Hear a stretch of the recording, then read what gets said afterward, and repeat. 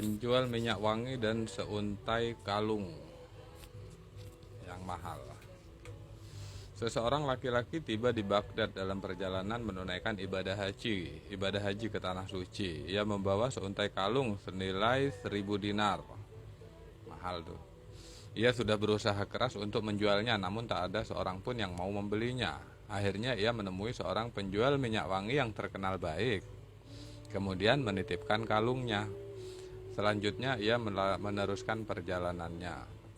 Selesai menunaikan ibadah haji, ia mampir di Baghdad untuk mengambil kembali kalungnya. Udah paham ya sampai situ ya. Sebagai ucapan terima kasih, ia membawakan hadiah untuk penjual minyak wangi itu.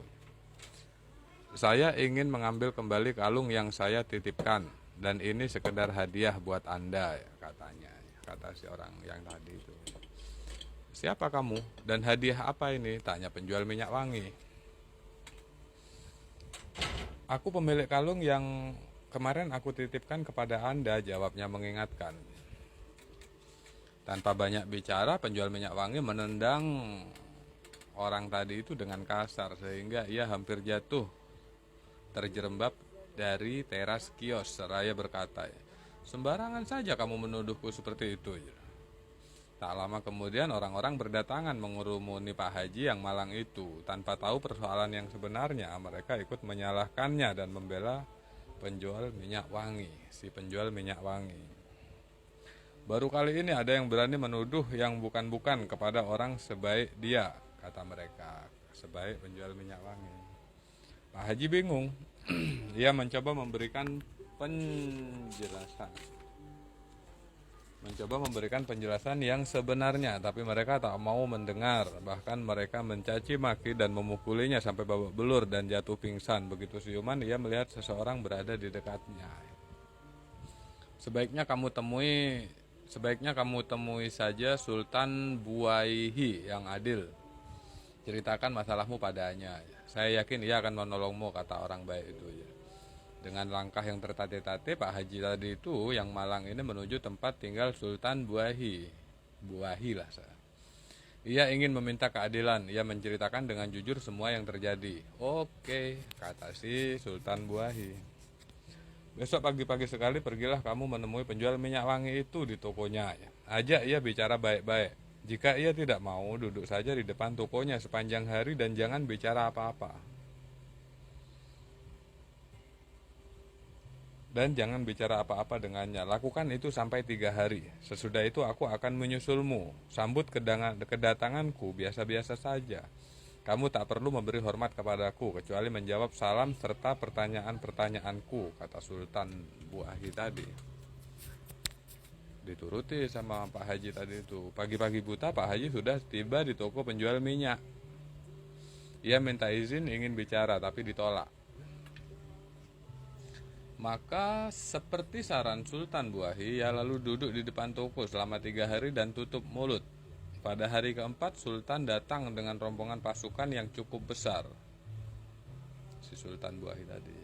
Assalamualaikum, kata Sultan Buaihi. Waalaikumsalam, jawab Pak Haji acuh tanpa bergerak, seperti yang dipesankan tadi. Kawan, rupanya kamu sudah tiba di Baghdad. Kenapa tidak singgah di tempatku? Aku akan memenuhi semua kebutuhanmu, kata si Sultan. Pura-pura. Oh, terima kasih, jawab Pak Haji acuh dan tetap tidak bergerak. Saat Sultan terus menanyai Pak Haji ini, rombongan pasukan yang berjumlah cukup besar itu maju merangsak ikut mendekat juga. Karena takut dan gemetar melihatnya, kan di depan rumah penjual minyak wangi itu ya. Karena takut dan gemetar melihatnya, penjual minyak wangi itu jatuh pingsan. Begitu siuman, keadaan di sekitarnya sudah lengang, sudah tenang. Yang ada hanya Pak Haji yang masih saja tetap duduk tenang di depan toko.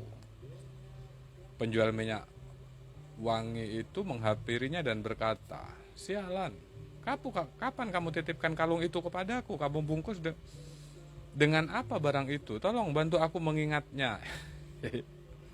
Pak Haji tetap diam saja. Ia seolah tak mendengarkan semuanya. Penjual minyak wangi itu sibuk mondar-mandir ke sana kemari mencarinya.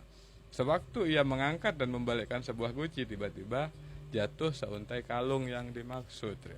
Ini kalungmu, aku benar-benar lupa. Untung kamu mengingatkan aku, katanya. Panjang cerita ini. Itu nggak ada bukti, nggak ada saksi. Si sultannya cerdas sekali menyelesaikan melalui cara yang seperti itu. Masalah mental orang Pak Haji ini dibilang temannya si sultan. Kamu kok nggak bilang kalau nyampe sini? Acuh aja, biasa aja, menunjukkan seolah-olah Pak Haji. Wah, udah kalian paham dari situ. Di komen coba kak, udah kelamaan. Lucu itu, bisa tuh ditiru tuh. Yuk.